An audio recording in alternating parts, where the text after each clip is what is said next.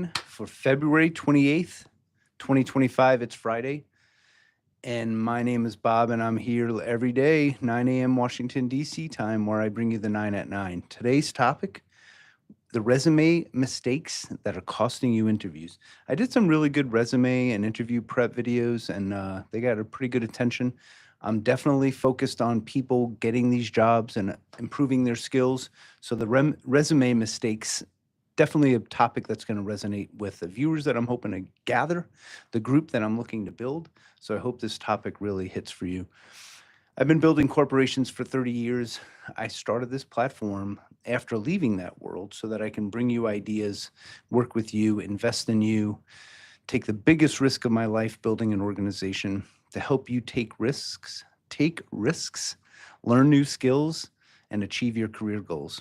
All right, resume mistakes. By the way, before we get into it, 97 days straight doing YouTube. Woo! I set a 99-day YouTube challenge back on November 24th. I am 2 days away from the end of a 99-day YouTube challenge.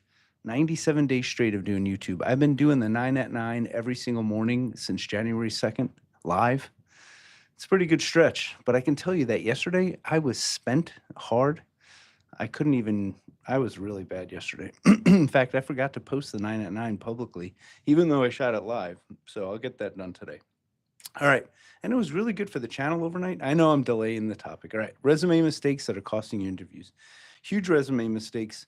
Just to start with, I've reviewed thousands of resumes. Maybe I'd say in my career, I've probably reviewed 5,000 resumes. I know that's an insane number, but over the last 6-7 years, I hired about 750 people. So in order to hire that many people, I definitely reviewed like whatever. And then prior to that, and plus, not only do I review a shit ton of resumes, but I also like submit resumes, right? The work that I win, the work that I've been doing for 15 years involves like deploying people, deploying a team to solve a problem for a client. And so we also have to present resumes consistently. So even after you get a job in an organization like mine, you actually have to continuously keep your resume up to date. So resumes are a big part of what we do. Resumes are a big part of consulting. And hello. Resumes are a big part of getting a new job, obviously, but too often people just ignore their resume until they need to start looking for a job again.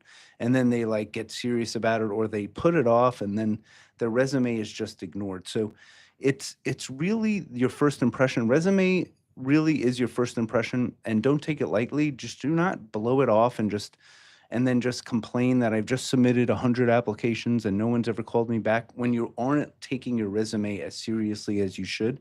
That is 6 to 10 seconds. When I look at a resume, the first thing I do is I try to tell a story of a person. Like I'm looking for dates. And people might say, like, leave some dates out. No, I'm looking for the story. Like, when did you get out of bachelor's? If you got a master's, if that's important to me, when did you get your first job? What's your story? Like, I'm looking for your story as quickly as I can get it. And then I'm looking for skills as quickly as I can get it. I'm not looking for the summary. Unfortunately, people spend a lot of time on that summary and I don't even read it. I'm looking for a story. I'm looking for skills. I'm looking for what I need, right? And comparing it to what you got. And I don't know what that say. Hi. So I'm looking for your story as quickly as I can get. So you have 6 to 10 seconds to get my attention. And by the way, I am doing free resume reviews. If you put a comment when I post this live, don't do it in the chat because it's hard for me to see the chat sometimes. If you give me a comment after I post this live, or actually just reach out on my channel, I'll review your resume. I'm going to do that all week. So generic resumes that don't sell you is the first mistake. The first mistake people make is their resume is too generic. It doesn't sell your story. You use the same resume for every single job you've ever tried to get. You don't think of the organization and the job title, and you don't really look at what they're looking for and tailor your resume. Like customize your resume for what that job is looking for.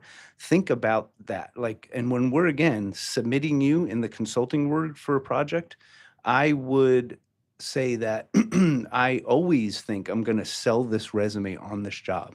So you have to do it to get the first job, right? Like, so just think about their needs and make sure you're ignoring parts of your experience that have nothing to do with the job, right? Like focus your experience on the job that you're trying to get and upsell those experiences you have, tailor the skills to the job that you're looking for, and remove some of the skills that have nothing to do with the job. Like don't waste real estate or space on your resume with skills that have nothing to do with the job that you're submitting for. So tailor each resume for each job.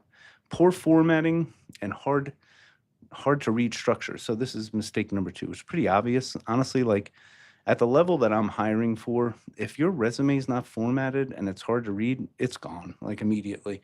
And so I guess, I mean, it depends on the level you're trying to get, the kind of job you're trying to get. But for the audience that I'm trying to target here, we're probably leaning towards professional kind of jobs. I'm leaning in on tech consulting. I'm leaning in on AI and analytics and stuff like that. So I expect your resume to already be structured right and fairly easy to read. But if it's too cluttered, if you oversell yourself, honestly, this happens in my world, with the AI world especially, is that people want to like put everything in there that they've ever done, or developers are the worst at this. Developers, software engineers, they want to prove that they've used every single type of tool that software engineers use, and they just like a page of freaking skills and tools. It's unnecessary, too cluttered. I can't see anything. I toss it aside, honestly. So make sure your resume is formatted appropriately. Mistake number 3. No, I skipped one. Oh, I did skip job descriptions instead of impact, right? So look at your jobs on your resume and make sure you're not just describing your work. Don't just waste space on your resume describing your job. Like instead, bullets, right? And then impact. What did you do during that job, during that experience, that had an impact on the organization? I did this and it led to that. I did this and it led to that. We increased sales because I did this. We reduced costs because I did this. We built an application because I did this. Okay. Impact, not job description. So now mistake number 4, no numbers or proof of impact. So give us like something like we reduced this by 20% because I did that. So the impact has to have some proof points. Don't just be vague, right? We can spot BS pretty easily. If you just seems like you were the best person ever at that company and you were only there a year, like that's kind of weird. So make sure you don't overdo it and make sure you are specific. So don't BS, we'll spot it and we'll definitely throw you aside, but also make sure you have some sort of proof in there. No skills section is mistake number 5. I talked about the fact that I look for skills pretty early. I'm looking for the story, your story, the time. I'm really into personally, and I'm not speaking for every resume reviewer, but I've hired a lot of people. I'm looking for a chronological story, and then I'm immediately looking for skills. So make sure your skills are pretty high up there. And I'm going to easily be able to spot the experience. Don't over index on experience and education and that too high up. I'm going to get your education. I'm assuming that's there. But the skills, right? The skills that you've proven to use, please make sure they're up there. So if I'm looking for a specific skill, I'll pick automation. So if I'm hiring someone who I want UiPath experience, I'm going to look for UiPath or automation. But then I actually then look in the job descriptions and the experience for when you used it. So if I just see it, but I don't see any job, right? That means you probably just learned it on the side. So I'm going to close with this. Has nothing to do with resumes. GSD Network, the community I'm building here, is about getting reps with the skills.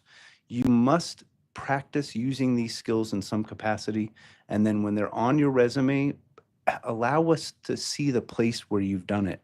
And so even if it's in a volunteer setting or even if it's a part of your education, if you use the tool to develop something, make sure you clarify that, and so that we can at least connect the dots. If you just show a tool in your skills or a skill in your skill section and I don't see it used in any job, that's the first question I'm going to ask, or I might not even interview you, is because we think you're just filling the skills section with what we want to see. So make sure there's some connection to that. All right, that's my 9 at 9. Again, free resume review if you want to have me look at your resume. Obviously, I prefer if it's targeted to tech consulting, but I'll take any resume this week. So message in the comments about that. I'll be back for the 9 at 9 tomorrow, where I'm live every single day, Washington, D.C. time. And check out the rest of my stuff. Subscribe, please. And make sure you put the notification button so that you can see the 9 at 9s, because you might forget, right? And so you'll get a notification every morning that this is the meeting place for us, for people who are trying to get shit done, people who are trying to achieve goals, people who want to grow and make more money and be successful. Let's grow together every day. We will talk tomorrow.